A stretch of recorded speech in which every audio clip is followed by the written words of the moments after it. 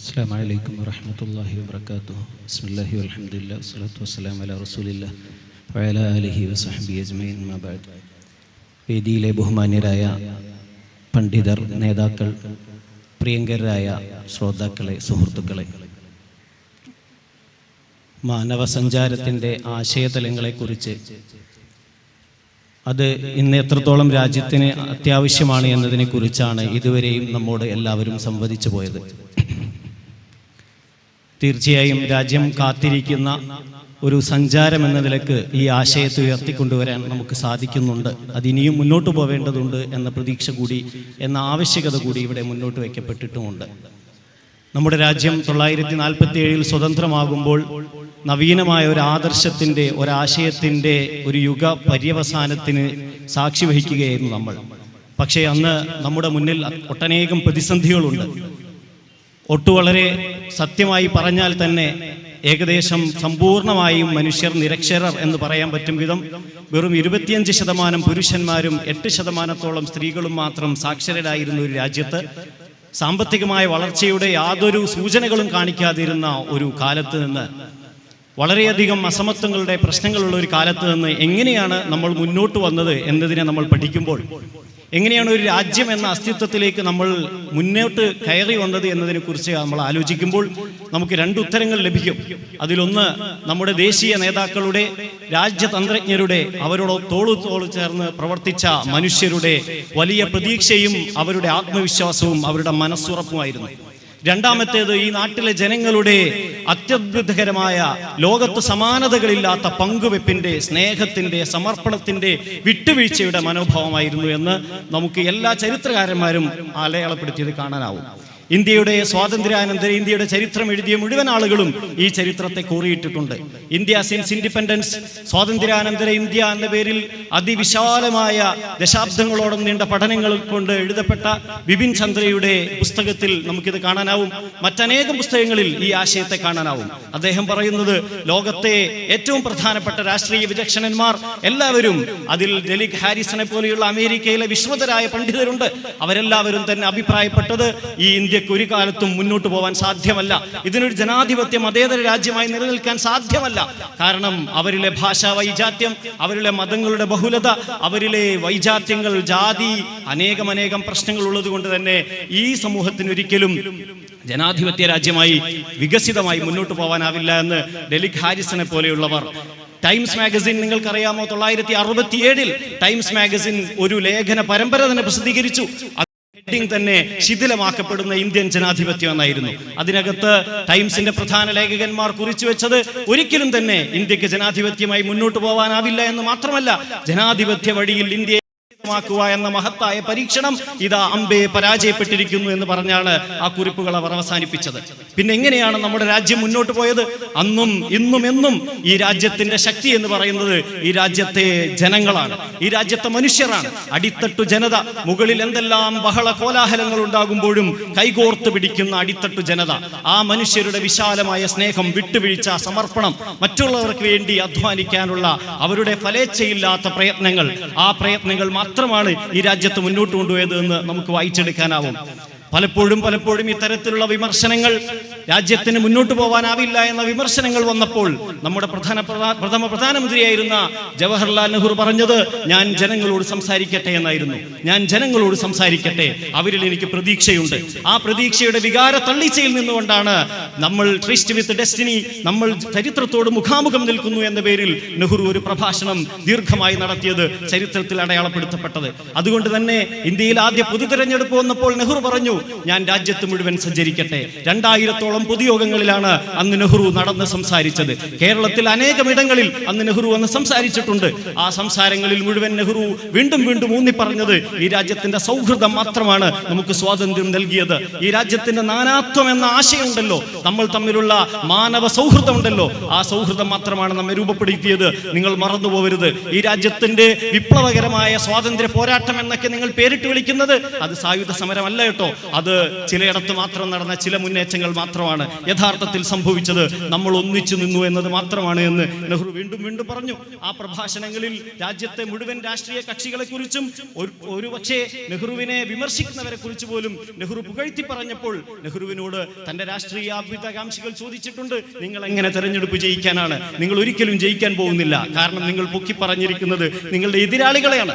നെഹ്റു തിരുവനന്തപുരത്ത് നടത്തിയ പ്രഭാഷണത്തിന് ശേഷവും ഈ ചോദ്യം ഉന്നയിക്കപ്പെട്ടപ്പോൾ നെഹ്റു അന്ന് പറഞ്ഞ മറുപടി എന്താണെന്ന് അറിയാമോ? എനിക്ക് രാജ്യത്തെ ജനങ്ങളിൽ വിശ്വാസമുണ്ട്, അവർക്ക് ഞാൻ രാഷ്ട്രീയം പഠിപ്പിക്കുന്നു, അവർ തീരുമാനിച്ചു കൊള്ളും ആര് ഭരിക്കണമെന്ന്. അങ്ങനെ അവർ തീരുമാനിക്കുകയാണെങ്കിൽ മാത്രം ഞാൻ ഭരിച്ചു കൊള്ളാമെന്നാണ് ഞാൻ പറഞ്ഞത്. നമ്മുടെ രാജ്യത്ത് മുന്നോട്ട് നയിച്ച മുഴുവൻ ആളുകളും മുന്നോട്ട് വെച്ച ആശയം എന്ന് പറയുന്നത് രാജ്യത്തെ ജനങ്ങളിലുള്ള വിശ്വാസമാണ്. അവരോട് സംവദിച്ചാൽ ഈ രാജ്യം വളരുമെന്ന വിശ്വാസമാണ്.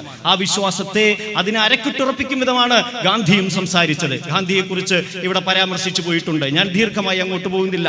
ഇത്തരത്തിലുള്ള അനേക പരാമർശങ്ങൾക്കിടെ ഗാന്ധിയുടെ കംപ്ലീറ്റ് വർക്ക്സ് ഓഫ് ഗാന്ധി എന്ന പുസ്തകത്തിനകത്ത് നമുക്ക് രണ്ട് ഭാഗങ്ങൾ വായിച്ചെടുക്കാനാവും. ഒരിടത്ത് ഗാന്ധി പറയുന്നുണ്ട്, നമ്മുടെ രാജ്യത്തിന് അനേകം പ്രശ്നങ്ങളുണ്ട്, നമ്മുടെ രാജ്യത്തിന് ജനാധിപത്യപരമായി മുന്നോട്ട് പോകാനാവുമോ എന്ന് അത്യധികം സംശയങ്ങളുണ്ട് എന്ന് മാത്രമല്ല, അടിമത്തം പിൻവാങ്ങുമ്പോൾ സ്വാതന്ത്ര്യത്തിന്റെ ഉദയം നമ്മുടെ രാജ്യത്തേക്ക് വരുമ്പോൾ സ്വാഭാവികമായും സാമൂഹികമായ ജീർണതകൾ ഒന്നൊന്നായി പുറത്തേക്ക് കൊണ്ടുവന്നുകൊണ്ടിരിക്കും. ആ പ്രതിസന്ധികളെ നമ്മൾ അഭിമുഖീകരിക്കേണ്ടി വരും. എന്നിട്ട് ഗാന്ധി മറ്റൊരിടത്ത് പറഞ്ഞു, ഞാൻ ഈ പറഞ്ഞ പ്രതിസന്ധികൾ മുഴുവൻ കണ്ട് നിങ്ങൾ മനസ്സ് വ്യാകുലപ്പെട്ട് വീട്ടിലിരിക്കരുത്, മറിച്ച് ജനങ്ങളിൽ പ്രതീക്ഷ അർപ്പിക്കുക, അവരോട് സംസാരിക്കുക, സഞ്ചരിക്കുക, ജനങ്ങളിലേക്ക് ഇറങ്ങുക, പരക്കുക. ഗാന്ധിയുടെ കംപ്ലീറ്റ് വർക്സിനകത്ത് ഈ വാചകങ്ങളെ നമുക്ക് വായിച്ചെടുക്കാൻ സാധിക്കും. ഞാൻ പറയുന്നത് എങ്ങനെയാണ് നമ്മൾ മുന്നോട്ട് പോയത് എന്നതിനെ കുറിച്ച് തന്നെയാണ്.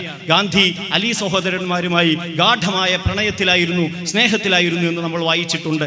ഗാന്ധിയെ കുറിച്ച്, അലി സഹോദരന്മാരെ കുറിച്ച് 919 മുതൽ 31 വരെ കാലയളവിൽ അവർക്കിടയിൽ ഉണ്ടായിരുന്ന ഗാഢമായ സൗഹൃദത്തെക്കുറിച്ച് അതിദീർഘമായ ഒരു പുസ്തകം തന്നെ രചിക്കപ്പെട്ടിട്ടുണ്ട്. Gandhi and Ali brothers a biography of friendship എന്നാണ് ആ പുസ്തകത്തിന്റെ പേര്. ഒരു സൗഹൃദത്തിന്റെ ആത്മകഥ. ആ സൗഹൃദത്തിന്റെ ആത്മകഥയ്ക്കകത്ത് 19 മുതൽ 31 വരെ കാലയളവിൽ അവർ തമ്മിലുണ്ടായ സൗഹൃദത്തിന്റെ ആഴത്തെക്കുറിച്ച് പറയുന്നുണ്ട്. അതേക്കുറിച്ച് ഗാന്ധി വീണ്ടും വീണ്ടും പറഞ്ഞത് ഇത് ഞങ്ങൾ തമ്മിലുള്ള വ്യക്തിപരമായ സൗഹൃദമായിരുന്നില്ല എന്നാണ്. ഗാന്ധി പറഞ്ഞത് ഇത് നേരത്തെ ഇവിടെ സൂചിപ്പിക്കപ്പെട്ടതുപോലെ ഹിന്ദു മുസ്ലിം സൗഹൃദത്തിന്റെ, ഹിന്ദു മുസ്ലിം മൈത്രിയുടെ ഒരു അടയാളം മാത്രമാണ്. ആ അടയാളത്തിന് വേണ്ടിയാണ് ഞങ്ങൾ ഇങ്ങനെ ചേർന്ന് നിൽക്കുന്നത്. അതിനുവേണ്ടിയാണ് ഞാൻ ഇടയ്ക്കിടെ അലി സഹോദരന്മാരുടെ വീട്ടിൽ പോയി താമസിക്കുന്നത്. ചിലപ്പോൾ ദിവസങ്ങളോളം നീണ്ട് ഗാന്ധി അവിടെ താമസിക്കും, ചിലപ്പോൾ ദിവസങ്ങളോളം അവരുടെ ഭക്ഷണം കഴിക്കും. അങ്ങനെ അവിടെ താമസിച്ചു പോകുന്നത് ഈ സൗഹൃദം മാത്രമാണ് ഈ രാജ്യത്തിന്റെ ഭാവി എന്ന് തിരിച്ചറിഞ്ഞുകൊണ്ടാണ്. അനേകം പ്രതിസന്ധികളിലൂടെ നമ്മുടെ രാജ്യം കടന്നുപോയിട്ടുണ്ട്. ആ പ്രതിസന്ധികളുടെ കാലത്തൊക്കെയും നമുക്ക് പ്രതീക്ഷ, ഇന്നത്തെ പ്രതിസന്ധിയിലും എന്താണോ പ്രതീക്ഷ, അത് ഈ മനുഷ്യരുള്ള വിശ്വാസം മാത്രമാണ്. ആ പ്രതീക്ഷയുടെ നാമ്പുകൾ അസ്തമിച്ചു പോയിട്ടില്ല എന്ന് ഈ അടുത്ത കാലത്തും നമ്മുടെ സമൂഹം തെളിയിച്ചിട്ടുണ്ട്, ഇന്ത്യയിലെ ജനങ്ങൾ തെളിയിച്ചിട്ടുണ്ട്. നമുക്കിനിയും ഒരു സമൂഹമായി, ഒരു സമുദായമായി അനേകം വൈജാത്യങ്ങൾക്കിടയിൽ നാനാത്വത്തെ ഉദ്ഘോഷിച്ചുകൊണ്ട് അതിനെ നിലനിർത്തിക്കൊണ്ട് മുന്നോട്ട് പോകാനാവണം. ആ മുന്നോട്ട് പോക്ക് മാത്രമായിരിക്കും നമുക്കിനിയും മുന്നോട്ട് പോകാനും നിലനിൽക്കാനും ഒരു രാജ്യം എന്ന നിലയ്ക്ക് വികസിക്കാനും സാധിക്കുന്നത് എന്ന് മാത്രം പറയാനാണ് ഞാൻ ഈ അവസരം ഉപയോഗപ്പെടുത്തുന്നത്. രാജ്യത്തിന്റെ പ്രതിസന്ധി കാലങ്ങളിൽ നമ്മുടെ രാജ്യം അഭിമുഖീകരിച്ച അനേകം പ്രശ്നങ്ങളുടെ കാലങ്ങളിൽ എങ്ങനെയാണ് നമ്മൾ മുന്നോട്ട് പോയത്? നിങ്ങൾക്കറിയാം, ഭോപ്പാൽ ട്രാജഡിയെ കുറിച്ച് നമ്മൾ കേട്ടിട്ടുണ്ട്. ഭോപ്പാൽ ട്രാജഡി ഉണ്ടായ കാലത്ത് ഇന്ന് പല നിലക്കുള്ള വിഭജനത്തിന്റെ തത്വങ്ങൾ പറയുമ്പോൾ നമ്മൾ ഈ ചരിത്രങ്ങൾ കൂടി ഓർത്തെടുക്കേണ്ടി വരും. അക്കാലത്ത് ഭോപ്പാലിൽ അനേകം മനുഷ്യർ മരിച്ചുപോയതിനെ കുറിച്ച് നമ്മൾ അറിഞ്ഞിട്ടുണ്ട്.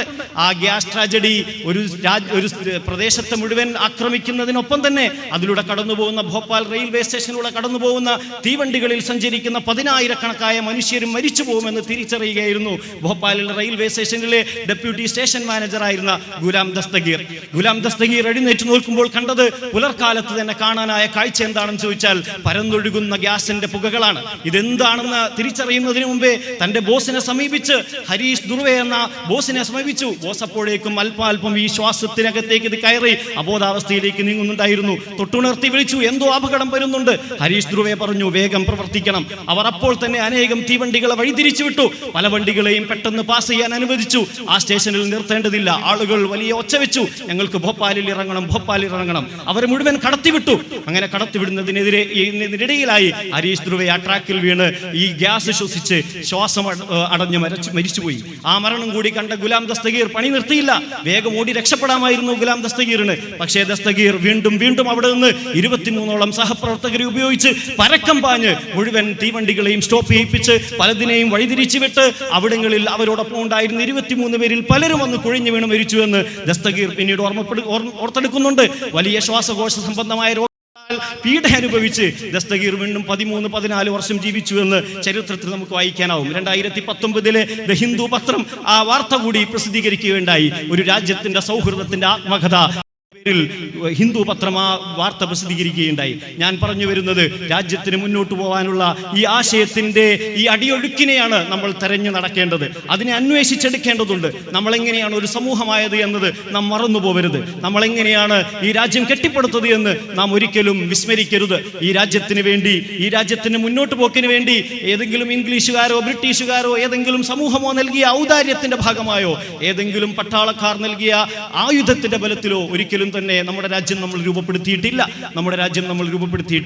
രാജ്യത്തിന് രൂപം കൊടുത്തത്, രാജ്യത്തിന് മുന്നോട്ട് നയിച്ചത്, അതിന് ബലം നൽകിയ ആശയങ്ങൾ നമ്മൾ രൂപപ്പെടുത്തിയത്, നമ്മുടെ ഭരണഘടനയെ നമ്മൾ രൂപപ്പെടുത്തിയത് അടിത്തട്ട് ജനതയെ കണ്ടുകൊണ്ടാണ്. അതുകൊണ്ട് തന്നെയാണ് മറ്റൊരു രാജ്യത്തിനും അവകാശപ്പെടാനില്ലാത്ത വിധം ഏറ്റവും അടിത്തട്ടിൽ നിന്നുള്ള ഒരാൾ ഈ ഭരണഘടനയെ ഡ്രാഫ്റ്റ് ചെയ്യുന്നത്. ആ ഡ്രാഫ്റ്റിന്റെ രൂപീകരണത്തിന്റെ അവസാന ഘട്ടത്തിൽ രാജേന്ദ്ര പ്രസാദിന് അംബേദ്കർ ഒരു എഴുത്തെഴുതുന്നുണ്ട്. അതിനകത്ത് അംബേദ്കർ പറയുന്നു, ഞാൻ നേരത്തെ നിങ്ങൾ പറഞ്ഞ ആശയങ്ങളില്ലാത്ത ഒബ്ജക്റ്റീവ് റെസൊല്യൂഷനിൽ ഇല്ലാത്തൊരു കാര്യം കൂടി എഴുതി ചേർത്തിരിക്കുന്നു. അതെന്താണെന്നറിയാമോ? നമ്മുടെ രാജ്യത്തെ മനുഷ്യർ സാഹോദര്യത്തിൽ ജീവിക്കേണ്ടതിന്റെ ആവശ്യകത എന്നതാണത്. ആ ആവശ്യകത കൂടി ഈ ഭരണഘടനയ്ക്കകത്ത് എഴുതിയിട്ടില്ലെങ്കിൽ ഈ ഭരണഘടനയുടെ ആത്മാവില്ലാതായി പോകുമെന്ന് ഞാൻ ഭയപ്പെടുന്നു. അതുകൊണ്ട് നിങ്ങളുടെ സമ്മതമില്ലാതെ ഞാൻ ഒബ്ജക്റ്റീവ് റെസൊല്യൂഷന്റെ അകത്ത് ഇന്ന് രാവിലെ ഇത് എഴുതി ചേർത്തിരിക്കുന്നു. നിങ്ങൾ ഇന്നത് പാസ്സാക്കുമല്ലോ. ഈ കത്ത് അങ്ങനെ തന്നെ രാജേന്ദ്ര പ്രസാദ് ഭരണഘടനാ നിർമ്മാണ സഭയ്ക്കകത്ത് വായിക്കുന്നു. കയ്യടിയോടെ എല്ലാവരും എഴുന്നേറ്റ് നിന്ന് പാസ്സാക്കുന്നു. ഇങ്ങനൊരു ആശയം മറന്നുപോയല്ലോ, അത് തീർച്ചയായും ഭരണഘടനയുടെ ഭാഗമാവേണ്ടതാണല്ലോ എന്നവർ ഓർത്തെടുക്കുന്നു. ഇതാണ് രാജ്യത്തിന്റെ പാരമ്പര്യം. ഈ പാരമ്പര്യത്തിനകത്ത് നിന്നുകൊണ്ട് മനുഷ്യരിലേക്ക് പരന്നു പോവാനാണ് SYSന്റെ പ്രവർത്തനങ്ങൾ, ഈ സംഘകുടുംബത്തിന്റെ പ്രവർത്തനങ്ങൾ. അതിനുവേണ്ടിയുള്ള നിരന്തരമായ പ്രയത്നം നമുക്ക് എല്ലാ ജനങ്ങളിലേക്കും പരക്കാനുള്ള പ്രയത്നം ഉണ്ടാവട്ടെ എന്ന് ആശിച്ച് ആഖിറു ദഅ്വാനാ അൽഹംദുലില്ലാഹി റബ്ബിൽ ആലമീൻ. അസ്സലാമു അലൈക്കും വറഹ്മത്തുള്ളാഹി വബറകാതുഹു.